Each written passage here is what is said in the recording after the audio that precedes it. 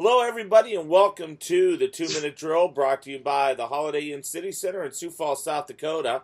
I'm Jim Powers, and joined as always by Assistant Commissioner Mike Kern. And Mike, it's an exciting week. It's been exciting playoffs, and two of our own battling for the national championship down in Frisco, Texas on Saturday. First time it's ever happened where two conference teams are playing with one another for the national championship. The momentum and excitement has been building since the Saturday before Christmas when Illinois State, the top seed, New Hampshire. So we're ready to go. We're ready to play. I hope the teams are ready too. Yeah, it's going to be a great atmosphere down in Frisco. We know that North Dakota State is going to bring the whole city of Fargo for the most part, but I know with us being so close to Bloomington Normal, there's going to be a great contingent of Redbird fans heading down to Frisco. Well, there's going to be a lot of green, a lot of gold, a lot of red, and a lot of white. So we're really excited, and both teams have earned the right to play for the national title. They've had tremendous seasons. They're going to finish 1-2 in the Sports Network poll, presumably after it's announced after the title game. They're 1-2 in the FCS in the Sagarin. They're 1-2 in the GPI. So why not? And you know what? Here's the thing: in the unbalanced scheduling quirk, they didn't play each other in the regular season, so this is also going to go down as kind of the pseudo Missouri Valley Football Conference championship game. Absolutely. We've got co-champions, and they'll remain that way regardless of what happens on Saturday. But there's going to be some bragging rights for the team that wins. Let's talk a little bit about the teams first off, and we've kind of graded them, which I think everybody is going to see A's across the board. But let's start off with the Redbirds. First off, Illinois State's offense has been phenomenal this year, and Copperidge at running back has just been tremendous.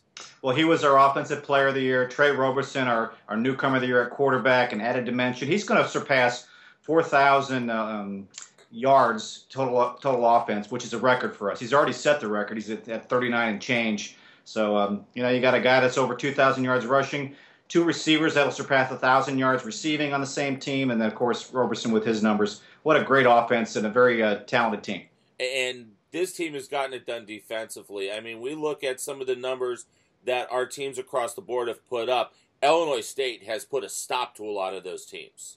They have. They're very physical, and they really pound the other team, and especially when it's late in the game, when teams aren't used to playing a physical team from our league. So that's happened a lot in non-conference, and it's across the board. It's not just Illinois State. All 10 of our teams have been very physical. It's the nature of our league. But they've got Pat Meehan, who leads the team in tackles. He's an all-conference player. They've been more of a we-fence more than a defense. They've got a lot of guys that contribute and play pretty well. And special teams, you know what? When you talk about putting teams in great position defensively, their punter has been fantastic all year long. Second team all-conference, C.J. Laris, as you mentioned. They've got the guy that kicks for them, Nick Ossaker, all-time leading scorer on their team. And then Tevin Allen, return guy. What a great return guy. He's an added dimension on the ball when you get a kickoff or a punt return that he's got in his hands. And Brock's back on the coaching side. What a phenomenal job his staff has done this year. Really traversing a very difficult schedule, and that's what people don't understand. This schedule that Illinois State had was one of the toughest schedules in the FCS this year. Certainly when they got to the playoffs. Yeah, their non-conference schedule, they had a lot of games scheduled at home, and it wasn't their choice. They lost a game that they were going to play against Ball State. They had to schedule a home game to replace that. They didn't play full 12-game schedule during the regular season. But you go to Eastern Washington in the playoffs, and you go to New Hampshire, the top seed overall. They win both of those games, going coast to coast on back-to-back weekends. That speaks for itself. They've played a tremendous schedule, as you mentioned. And now North Dakota State, that offense, you knew the weapons that they lost in Brock Jensen and some of the others. You come back with a young man that I think did a fantastic job, Carson Wentz, Johnny Crockett. I mean, it's retooling, not rebuilding. Exactly. Yeah, Carson Wentz, they've got a lot of new parts, as you mentioned. And Zach Frost, their wide receiver, who's been out for a while. Yeah. Hopefully he'll play on Saturday. I don't know if he will, but if he does, that's another added dimension for them. But John Crockett set a whole bunch of records running the ball this year. Carson Wentz set a whole bunch of records passing the ball this year, set a league record for touchdown passes in a season. They've got it all on offense, and they haven't missed a beat.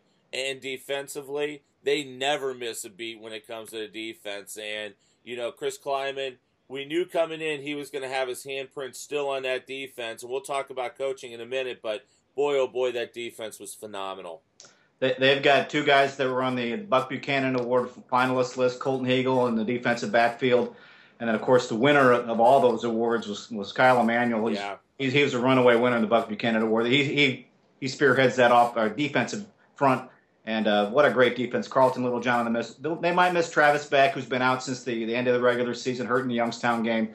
He was an all-conference performer, great player at linebacker. But they've got a defense that's ranked second nationally in the FCS in scoring points allowed, and they've been number one the last 3 years. So they're right there again. And special teams, they're just solid across the board. Well, Adam Keller at place kicker, he's going to set the record. He already has the record for all-time points in the season in the FCS. He needs one field goal to tie the field goal record, two to break it. Great kicking from him. And Ben LeCompte, if he's not the best punter in the nation, he certainly is right there up with him. But Ben's had a great year, great career for the Bison. A lot of people are saying when it comes to Missouri Valley Football Conference, Ben LeCompte is going to go down in the history books right with the young man that we had a chance to see at Western Illinois, Mike Saffries. Yeah, Mike, of course, still kicking for the Chargers. He was hurt early in the season, got dinged on a punt attempt for him, but I can see Ben punting in the NFL when he gets the opportunity to do so. And coaching-wise, you knew that a lot of expectations were going to go on Chris Kleiman and his staff coming in after winning back-to-back, but now he's answered the bell, and his coaching staff did a great job. Well, they have not disappointed anybody in Fargo, and their expectation to come into this season and play well was at a very high level. They returned a lot of guys on defense. They lost a lot of key components, but you got a new staff, and of course, Chris had been there for 3 years prior, but started the year 9-0, the first coach to ever do that in North Dakota State history. So, you go into the national championship with a chance to win a fourth straight, and they have not missed a beat on coaching at all. You know what, Mike? It's been a great season, and we've had a lot of fun following the year. It just is only fitting that we have two teams down in Frisco battling for the national championship. Well, we had such a great year. Non-conference, we did finish 30-2. We're going to win 10 playoff games. The record for one conference in a season was 8. Colonial had done that a couple of times when they had as many as 5 teams in the field, but 10. That's unbelievable. We finished the year with the last game of the season. We'll start next year with the first game of the season, North Dakota State playing out Montana in the FCS kickoff in late August. Both of them on ESPN platforms. Can't ask for better exposure for our league. Absolutely, Mike. Well, have fun down in Frisco. Normally, I would tell you at this point to bring home a winner, but we're already going to have a winner coming home. So it's just going to be a great weekend down in Frisco. We just want both teams to play well, represent us in a good football game on Saturday. Both teams have earned the right to be there. We're happy that we're going to have a fourth straight championship trophy hoisted in our conference office, but we want both teams to play very well. Absolutely, Mike. Have a safe trip. We'll talk to you in the next couple weeks, because I know one of the things we're going to do is we're going to get Bo Pelini, the new coach at Youngstown State, and Coach Steckel, the new coach at Missouri State, joining us on some Skype sessions. Very excited about the additions to those two guys to our league, and we're excited about the other 8 that we have coming back. So we're looking forward to the end of this year, and we're looking forward to the start of next year already. Absolutely, Mike. Have a safe trip, my friend. Thank you, Jimmy. We'll talk to you later. For Mike Kern, I'm Jim Powers. Thanks so much. Not going to say it's a 2-minute drill, but it's a national championship preview right here, part of the Missouri Valley Football Conference, and you've got it all compliments of the Holiday Inn City Center in Sioux Falls, South Dakota. Have a great week, and we'll see you down in Frisco, Texas on Saturday afternoon.